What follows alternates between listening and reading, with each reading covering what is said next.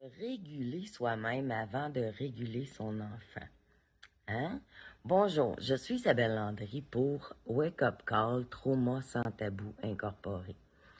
Aujourd'hui, nous allons parler d'un principe très simple, mais fondamental en parentalité. En fait, apprendre à se réguler soi-même avant de réguler son enfant. Je vous explique. Souvent, quand notre enfant s'énerve, pleure ou fait une crise, notre réflexe va être de vouloir le calmer immédiatement. Hein? On veut qu'il se taise, qu'il se ressente sur lui puis qu'il écoute les consignes. Mais ce qu'on oublie parfois, c'est qu'un enfant ne se calme pas simplement avec des mots, mais il va se calmer à travers nous, son parent.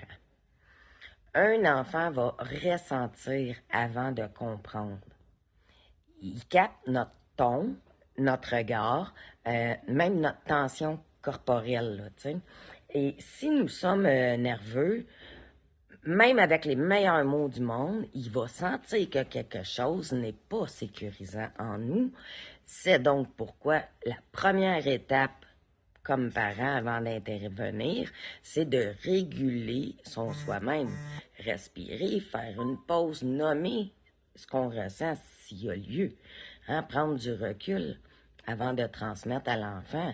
Je suis capable de rester présent même quand c'est difficile. C'est ça qu'il va comprendre dans votre silence, rassurant. Et c'est là que la magie va opérer. Un parent qui se connaît, qui se régule et qui s'adapte devient un modèle sécurisant. Hein? L'enfant apprend non pas par les consignes, mais par l'exemple. Alors, la prochaine fois que ton enfant va vivre une grosse émotion, là, rappelle-toi de ça. T'as pas à tout contrôler, t'as juste à être là, être ce calme-là que cet enfant-là recherche. Hein? Fait que merci d'avoir été avec moi et à bientôt pour une prochaine petite capsule. Bonne journée.